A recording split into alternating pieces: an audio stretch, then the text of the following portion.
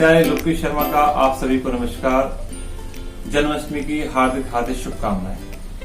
आइए जानते हैं कि जन्माष्टमी पर्व क्यों मनाया जाता है, जन्माष्टमी पर्व पर क्या करें और क्या ना करें, और भगवान श्री कृष्ण को कैसे खुश करें। तो सबसे पहले जानते हैं कि जन्माष्टमी पर्व क्यों मनाया जाता है।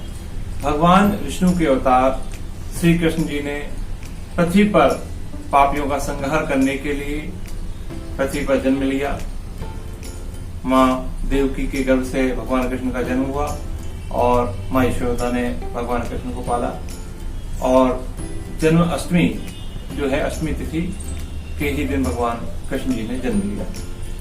आइए अब जानते हैं कि भगवान कृष्ण की पूजा कैसे करें। सबसे पहले जन्माष्टमी के दिन प्रातः स्नान करके पवित्र हो जाएं। भगवान कृष्ण की झांकियां, भगवान कृष्ण को जिस प्रकार से आप श्रृंगार कर सकते हैं करें। भगवान को पंचामृत का पान अवश्य कराएं, पंचामृत से अभिषेक जरूर करें क्योंकि भगवान को पंचामृत अधिक प्रिय है। या दूध से, दही से, घी से, शक्कर से, शहद से भगवान का अभिषेक करें। माखन मिश्री का भोग लगाएं। भगवान को नानाविध प्रकार के पुष्प अर्पित करें। भगवान श्री कृष्ण को पारिजात का पुष्प जो है बहुत प्रिय है, अगर मिल सके तो वो चढ़ाएं। बाकी सभी पुष्प भगवान को प्रिय हैं।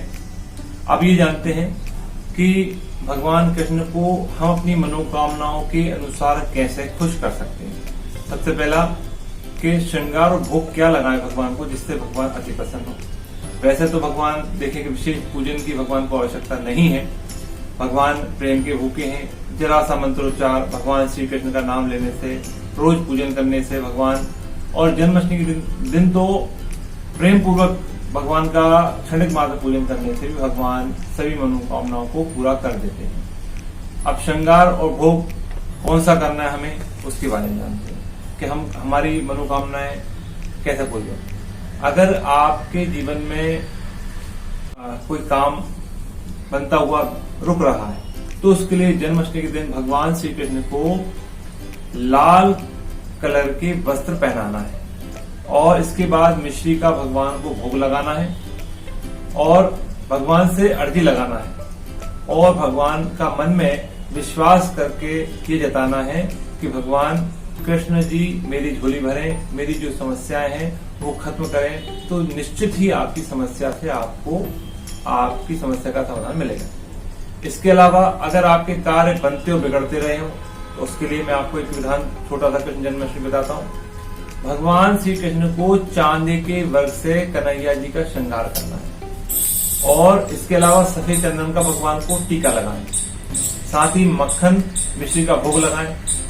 मान्यता है कि ऐसा करने पर भगवान श्री कृष्ण की असीम कृपा प्राप्त होती है और आपके जो बिगड़े हुए काम हैं वो बनना शुरू हो जाए। अब एक समस्या और भी होती है, किसी को संतान प्राप्ति चाहते हैं। भगवान कृष्ण की पूजा करने से संतान प्राप्ति बहुत भगवान कृष्ण के समान संतान की प्राप्ति होती है। अब हम ये जानते हैं कि संतान प्राप्ति के लिए हमें क्या करना है।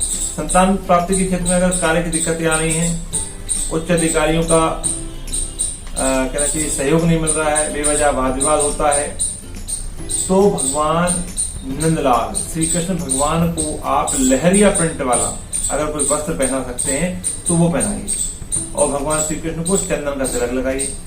भोग में दही जरूर से जरूर लगाएं, दही का भोग है ना, और सामने हाथ जोड़कर भगवान श्री कृष्ण से अर्जी लगाएं और कहें ऐसा करने से व्यक्ति के हर कार्य क्षेत्र में आपको लाभ मिलेगा, वाद विवाद की स्थिति में सुधार होगा।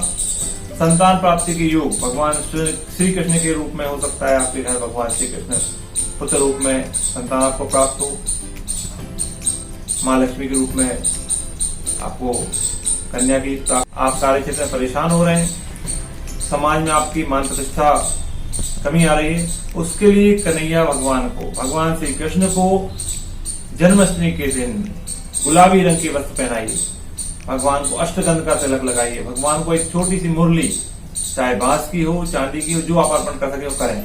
भगवान को अष्टगंध का तिलक लगाएं, माखन मिश्री का भोग अर्पण करें और भगवान से प्रार्थना करें कि हे भगवान मेरे मान प्रतिष्ठा में जो कमी आ रही है उसको दूर करें। उसमें वृद्धि करें, मेरा मन प्रतिष्ठा बढ़े, है ना। और इसके अलावा श्री कृष्ण को अगर हरे वस्त्र भी अगर आप चढ़ा सकते हैं तो वो भी चढ़ाएं, क्योंकि बुधवार का दिन है, गणेश जी का दिन है, वो भी आपके लिए बहुत फायदेमंद होगा। इसके बाद मावे का भोग लगाना है आपको, मावे की मिठाई का भोग लगाना है। इसके भोग लगाने से आपके जीवन में हमेशा भगवान की कृपा बनी रहेगी। अब इसके अलावा धन वृद्धि के लिए भी छोटा सा उपाय देता हूँ। धन वृद्धि के लिए वैसे तो दूध या मिठाई, मावे की बनी हुई कोई मिठाई भगवान को अर्पित करें, जिससे सुख समृद्धि में आपको वृद्धि होगी, खुशियां आएंगी, परिवार में खुशी का माहौल रहेगा। और केसरिया वस्त्र से भगवान का श्रृंगार कर दें, इससे आपको बहुत ही धन वृद्धि के योग बनेंगे। कोर्ट कचहरी का कोई केस हो, उसके लिए भी आप चाहें तो आप भगवान श्री कृष्ण का श्रृंगार करें। उसके लिए किन्हीं भी रंगों की आवश्यकता तो नहीं कहूंगा, लेकिन मिश्री का भोग अवश्य लगाएं, मिश्री का भोग लगाएं, उसका भगवान को अर्पण करें। और भगवान को अर्पण करने के बाद भगवान मुरलीधर भगवान को नीले रंग के वस्त्र अगर आप पहना सकते हो तो नीले रंग के वस्त्र आप पहना दें। और भगवान श्री कृष्ण को एक बालूशाही का भोग लगाएं, जिससे कि आपकी धन की वृद्धि होगी, कोर्ट कचहरी के केस में आपको सहायता मिलेगी। ये तो रहे आपके लिए कि आप क्या करें जिससे आपको लाभ मिलेगा। अब जन्माष्टमी पर आप क्या ना करें। सबसे पहला, जन्माष्टमी के दिन भगवान श्री कृष्ण को वाद विवाद पसंद नहीं है, इसलिए घर परिवार में किसी प्रकार का वाद विवाद ना करें।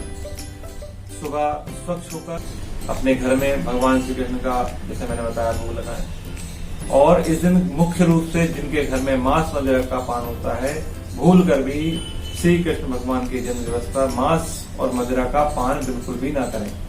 इससे आपके घर की सुख समृद्धि, धन, वैभव सब कुछ जा सकता है, इसलिए जहां तक हो सके ये काम करें।